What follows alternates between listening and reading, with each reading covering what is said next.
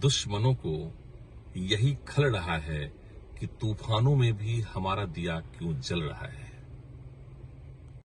साथियों, आज हम लोग इस पर चर्चा करने जा रहे हैं कि केशवानंद हार तो गए, लेकिन संविधान कैसे जीत गया।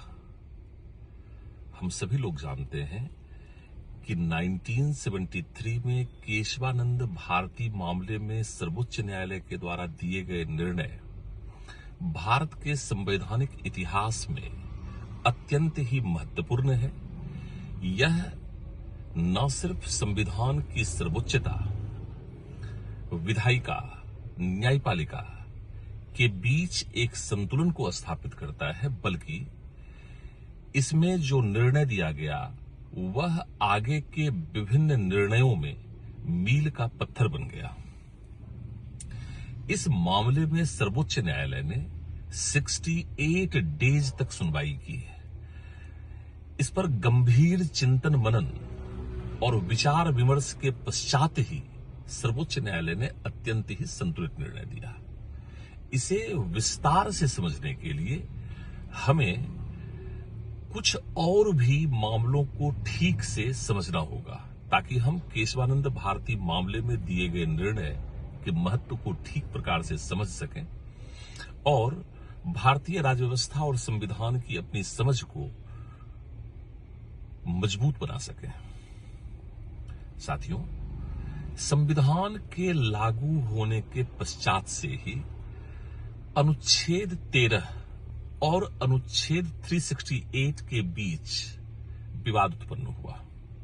इस विवाद का मूलभूत कारण यह था कि सरकार ने संविधान लागू होने के पश्चात राज्य के नीति निर्देशक सिद्धांतों में दिए गए दिशा निर्देशों के अनुरूप उसे लागू करने का प्रयास किया, जिससे मौलिक अधिकार के उल्लंघन के मामले सामने आए। विकास और अधिकार के बीच एक जंग शुरू हुई। सबसे पहले मामला 1951 में चंपकम दोरायराजन मामले के साथ शुरू हुआ, क्योंकि मद्रास राज्य ने 1948 में ही जातिगत और धर्म के आधार पर शिक्षण संस्थानों में कुछ सीटें आरक्षित की थीं।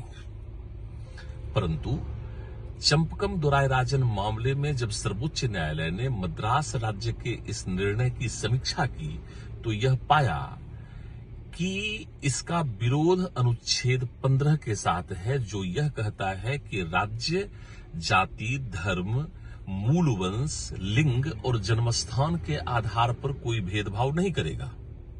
इसलिए सर्वोच्च न्यायालय ने मद्रास राज्य के इस निर्णय को असंवैधानिक घोषित कर दिया।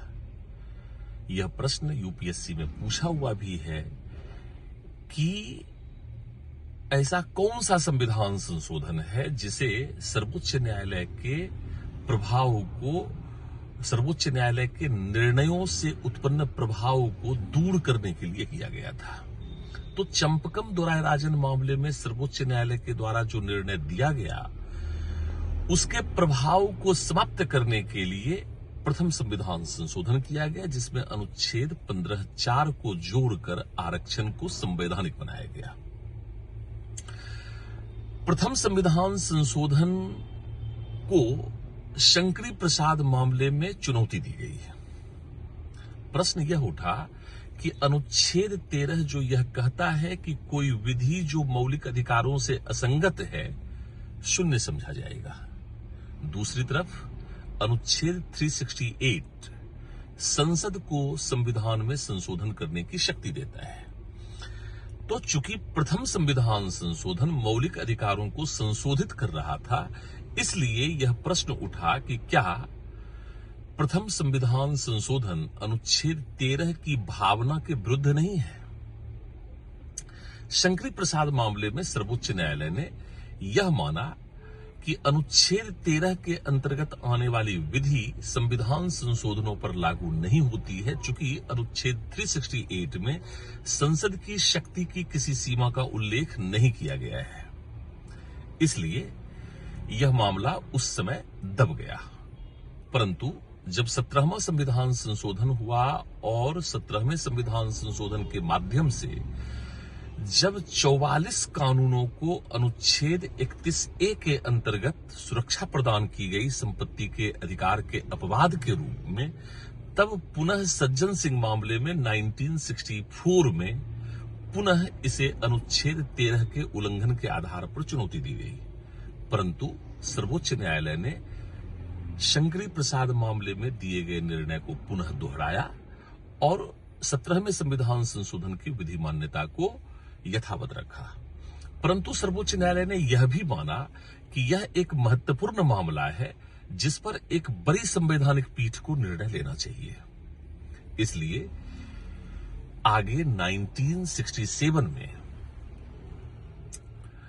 गोलकनाथ बनाम पंजाब राज्य मामले में 17वें संविधान संशोधन की विधि मान्यता पर एक बड़ी संवैधानिक पीठ ने विचार किया और उसमें सर्वोच्च न्यायालय ने इस विचार को प्रतिपादित किया कि संविधान के कुछ महत्वपूर्ण पहलू हैं जिन्हें संविधान संशोधन के माध्यम से भी समाप्त नहीं किया जा सकता है, जिसे अंतर्निहित सीमाओं का सिद्धांत कहा गया। अर्थात संसद के संविधान संशोधन की शक्ति की कुछ अंतर्निहित सीमाएं हैं।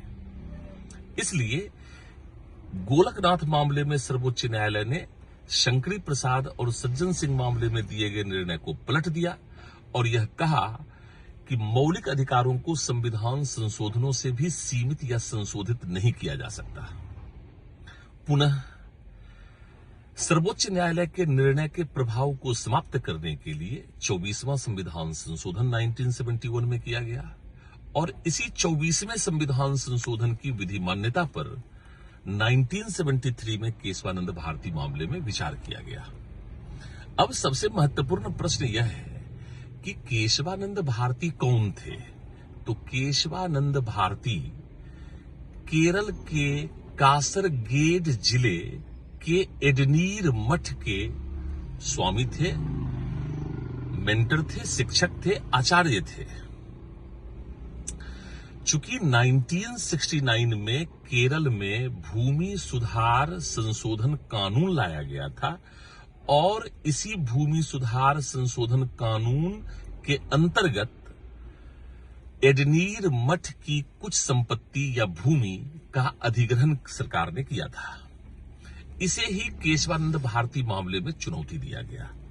यह सिर्फ भूमि अधिग्रहण पर ही सीमित नहीं रहा, बल्कि इसमें अनुच्छेद 13, 14, 19, 21, 25, 26 और अनुच्छेद 31 की विधि मान्यता को चुनौती दी गई। 24वें संविधान संशोधन के साथ साथ 25वें संविधान संशोधन और 29वें संविधान संशोधन की विधि मान्यता का प्रश्न भी यहां पर उठा। कुल मिलाकर मोटे तौर पर प्रश्न यह था कि क्या संसद मौलिक अधिकार सहित संविधान के किसी भी भाग में परिवर्तन कर सकती है, संशोधन कर सकती है। दूसरा प्रश्न यह था कि क्या संसद को संविधान में संशोधन करने की असीमित शक्ति प्राप्त है। और तीसरा प्रश्न, जैसा कि मैंने कहा कि इसमें 24वें, 25वें और 29वें संविधान संशोधन की विधि मान्यता का भी प्रश्न निहित था। परंतु सर्वोच्च न्यायालय ने इसमें अत्यंत ही संतुलित दृष्टिकोण को अपनाया और यह निर्णय दिया कि अनुच्छेद 368 के अंतर्गत संसद के संविधान संशोधन करने की शक्ति उचित है। संसद संविधान के किसी भी भाग में, मौलिक अधिकार सहित किसी भी भाग में परिवर्तन या संशोधन कर सकती है। परंतु सर्वोच्च न्यायालय ने आधारभूत या मूलभूत ढांचे के सिद्धांत का प्रतिपादन करते हुए यह कहा कि परंतु संसद संविधान की आधारभूत विशेषताओं, आदर्शों, मूल्यों, जिनके आधार पर ही इस संविधान का लेखन किया गया था, उसमें संशोधन नहीं कर सकती है। परंतु सर्वोच्च न्यायालय ने यह नहीं बतलाया कि आधारभूत ढांचे में कौन कौन सा तत्व शामिल होता है, कौन कौन सा तत्व शामिल नहीं होता है, बल्कि इसे सर्वोच्च न्यायालय ने भविष्य के लिए छोड़ दिया, अर्थात जब जब इस पर कोई प्रश्न पूछा जाएगा, जब जब मामले सर्वोच्च न्यायालय के समक्ष उपस्थित होंगे, तब मामले की विशेषता के आधार पर, परिस्थितियों की विशेषता के आधार पर सर्वोच्च न्यायालय यह पहचान करेगा कि कौन सा तत्व आधारभूत ढांचे में शामिल होता है और कौन सा तत्व आधारभूत ढांचे में शामिल नहीं होता है। आगे इंदिरा गांधी बनाम राजनारायण मामले, मिनर्वा मिल्स मामले, वामन राव मामले, उन्नी कृष्णन मामले और एसआर बॉम्बे मामले में विभिन्न निर्णयों में सर्वोच्च न्यायालय ने आधारभूत ढांचे की पहचान को संविधान में स्थापित किया। केशवानंद भारती मामले में सर्वोच्च न्यायालय के निर्णयों को मैं अगर 2 पंक्तियों में आपके सामने प्रस्तुत करना चाहूं तो सर्वोच्च न्यायालय कह रहा है, मैं आलोक हूं, मेरी लड़ाई तो सिर्फ अंधेरे से है, ये हवा तो बेवजह मेरे विरुद्ध है।